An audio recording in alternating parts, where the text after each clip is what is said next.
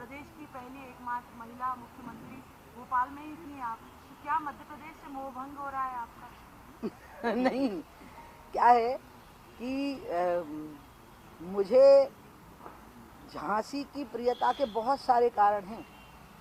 उसका कारण है मेरी जन्मभूमि के करीब होना। मेरी जो गांव है वो टीकमगढ़ लोकसभा में आ गया है, तो मेरी जन्मभूमि के करीब है झांसी। दूसरा, आज जो चीज़ें वहाँ आ गई हैं, डिफेंस कॉरिडोर का हेडक्वार्टर ही झांसी बन गया। निर्मला ने मेरे ऊपर बड़ी मेहरबानी करी, क्योंकि डिफेंस कॉरिडोर में तो कानपुर भी था, चित्रकूट भी था, लेकिन मेरे मतलब विशेष अनुरोध पे योगी जी ने और निर्मला जी ने मिलकर फैसला किया कि झांसी में होगा।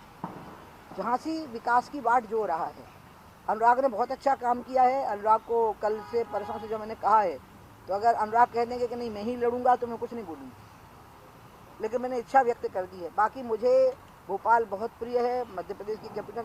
लेकिन मैं आपको एक बात बताऊं, पॉलिटिक्स जो टर्निंग पॉइंट होता है ना किसी का, वो खुद व्यक्ति खुद होता है, उसका स्थान नहीं होता है टर्निंग पॉइंट। मोदी ने गुजरात से आके बनारस में चुनाव लड़ा है, तो इसीलिए जो टर्निंग पॉइंट होते हैं वो उसके अपने एटीट्यूड होते हैं, उसका अपना व्यवहार होता है, उसकी अपनी एक्सेप्टेंस होती है, तो उसकी स्वीकृति कितनी है। और मेरे को लगता है मैं एक समान स्वीकृत हूँ कम से कम 3 राज्यों में, उत्तर प्रदेश में, उत्तराखंड में और मध्य प्रदेश में। तो इसलिए मैं वैसे तो पूरे देश में हूँ, बल्कि आपको मैं बताऊँ, आप हंसना नहीं। हाँ, मैंने पिछले चुनाव में 2014 के कहा था कि देखो आपको लड़ा नहीं, एक तो मैं कह रही थी कि लड़ाओ मत, गंगा का काम बिगड़ जाएगा और मुझे 5 साल और काम कर लेने दो, जो अब मुझे जाके मैंने ज़बरदस्ती लिया वो 5 साल का सफर। मैं तो कन्याकुमारी से लड़ना चाहती थी, और उन्होंने कहा कि इधर केरल, इधर तमिल बोलते हैं, उधर मलयालम। मैंने कहा आप मुझे 5-6 महीने का समय है, मैं सीख लूँगी भाषाएं, थोड़ी बहुत बोलने लग जाऊंगी, फिर पूरी सीख जाऊंगी।